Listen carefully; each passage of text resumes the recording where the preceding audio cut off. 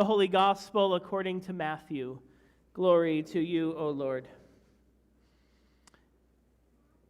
When John heard in prison what the Messiah was doing, he sent word by his disciples and said to him, "Are you the one who is to come, or are we to wait for another?" Jesus answered them, "Go and tell John what you hear and what you see. The blind receive their sight, the lame walk, the lepers are cleansed, the deaf hear, the dead are raised, and the poor have good news brought to them. And blessed is anyone who takes no offense at me." As they went away, Jesus began to speak to the crowds about John. "What did you go out into the wilderness to look at? A reed shaken by the wind? What then did you go out to see? Someone dressed in soft robes? Look, those who wear soft robes are in royal palaces. What then did you go out to see? A prophet?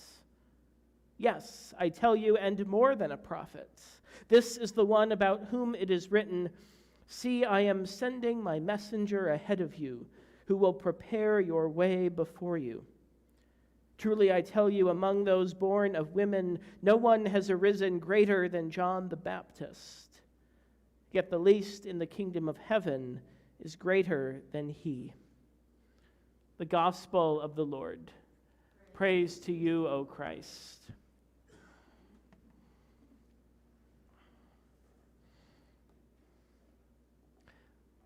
What do you hear?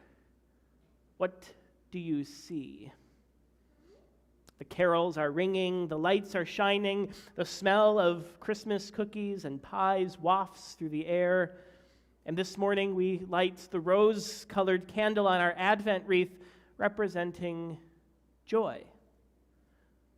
What do you see? What do you hear? All around us are signs of this most wonderful time of the year. And yet, at the same time, all around us are signs that our world continues to hurt and grieve. Homes and businesses are lost to natural disaster as communities struggle to rebuild. Lives are lost to illness and violence as families come to terms with one less place at the holiday dinner table. Just yesterday, many of us gathered here for the funeral of our dear sibling in Christ, Ed. And while we know funerals aren't meant to be sad, but a celebration of life and a joyful proclamation of our resurrection hope, that doesn't take away from the very real grief that we still experience. When we are hurting and grieving, it can feel like the most wonderful time of the year is anything but. In such moments, it feels like our world is shaken, as if the foundation is ripped out from under us where we had once so firmly stood. One hymn text based on Psalm 137, a psalm of lament from the perspective of the exiles in Babylon, puts it this way: "Once we sang and danced with gladness, once delight filled every breath. Now we sit among the ashes, all our dreams destroyed by death." I wonder if John the Baptist, from his prison cell, remembered and prayed the words of that psalm, drawing deeply from the well of his religious heritage in his own time of lament. Once he preached and proclaimed with boldness. Once a fiery hope filled his breath. Once he baptized the crowds in droves and attracted an impressive following. Now he sits alone in a prison cell, all his dreams destroyed. Desperate for some vindication that he hadn't gotten it all wrong, he sends his disciples to Jesus. "Are you the one to come, or are we to to wait for another. You can hear the undertones of regrets, of disappointment, of dashed hope, of confusion in his question. On this Sunday, when we light the rose candle of joy, John's experience in our gospel story feels anything but joyful. Signs of joy are difficult, if not impossible, to perceive. Now, you've heard me talk before about Blue Christmas, not the Elvis song, but a worship practice in some churches around this time of year, often coinciding with the winter solstice or longest nights. Blue Christmas services are designed to make intentional space for those experiencing loss and grief and sadness during this time of year.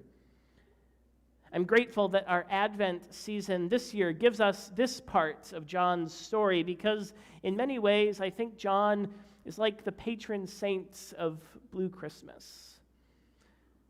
John gives us permission to be honest about what we feel, to name our doubts, to ask questions, to not have it all together. John also knew that something big was about to happen, although he wouldn't necessarily live to experience the fullness of the joy that he proclaimed and that he hoped and longed for in his earthly life. To be sure, there is a sadness in that, in not being able to see the thing happen. This past Friday night, as if I don't get enough worship and prayer in my own tradition, I tuned into a Shabbat service with a Jewish community in Chicago via live stream. Shabbat, or Sabbath, in the Jewish tradition, is this weekly rhythm of setting aside time for rest and prayer and renewal beginning at sundown on Friday. In some traditions, this involves disconnecting from technology, so the irony of tuning in by live stream is not lost on me, but I digress. More to the point, though, during the service, the rabbi shared a brief reflection and invited her congregation to reflect on the good news of the past week. Sometimes, she observed, it's easy to miss the good news in the midst of so much bad news that dominates our headlines, which makes the good news moments all the more important to notice and celebrate. The rabbi shared this reflection as an introduction to a regular prayer as a part of their Shabbat liturgy called, and Gail can correct me on my Hebrew pronunciation, Mi Chamocha? Oh, I got a nod. All right, that Hebrew class in seminary is paying off.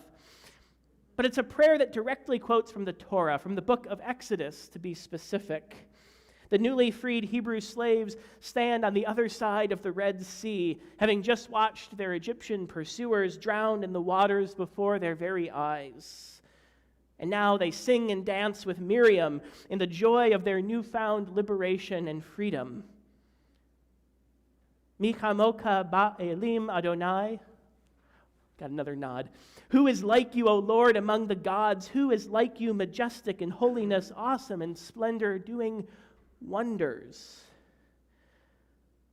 As she went on to explain, this prayer gets included in the liturgy precisely for those moments when there's not much cause to celebrate, calling to mind the centuries of Hebrew slaves who never got to see that Red Sea moment, who never got to sing and dance in liberation with Miriam and Moses.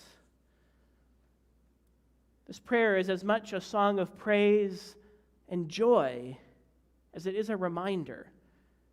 God has worked wonders before. It's happened before. And God will work wonders again. It will happen again.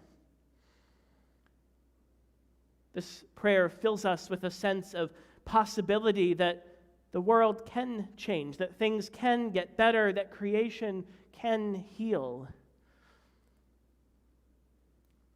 Not unlike John the Baptist, there are always those who don't live to see the thing they so long for happen.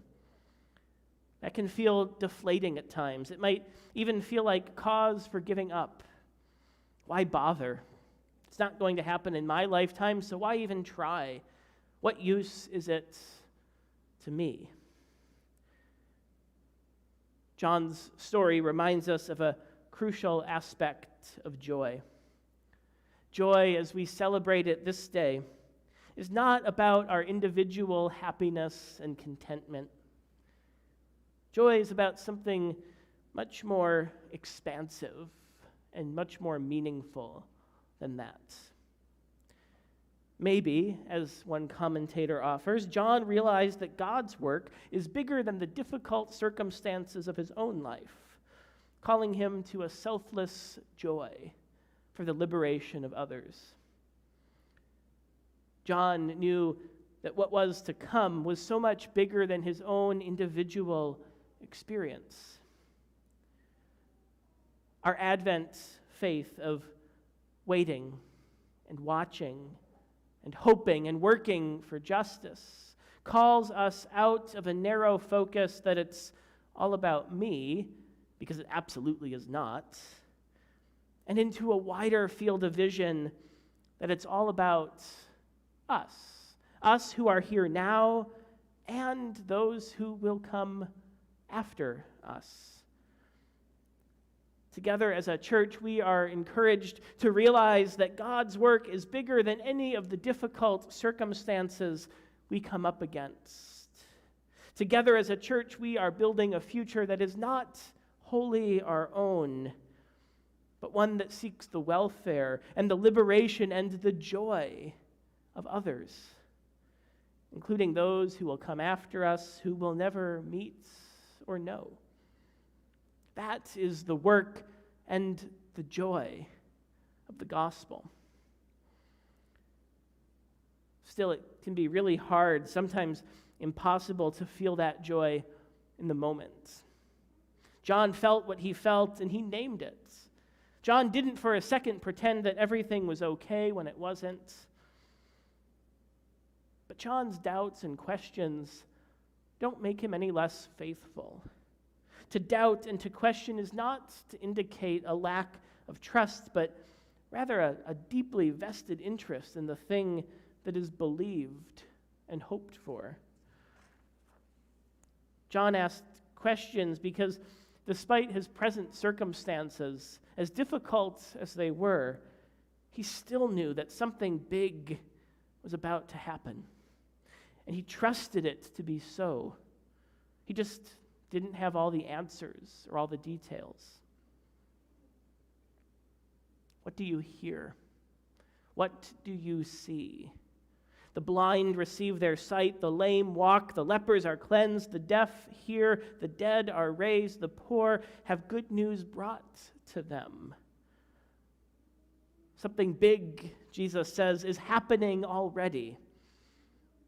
The thing is happening already, even if we miss the signs, which I have to say is really easy to do when it feels like we're fighting a never-ending battle, when we don't see the results we hope for, when despite our best efforts at evangelism, our pews get emptier, not fuller, when it seems we might not see the fruits of our labors. So why even try? It's easy to fall into the trap of short-sightedness and miss the bigger picture of what God is doing, which is why it's all the more important to notice and to celebrate the signs of God's inbreaking of joy, even now, even here, to savor them when and where they come, even as we trust in a future filled with hope and promise that is even greater and even more joyful than anything we can ever imagine. What do you hear? What do you see?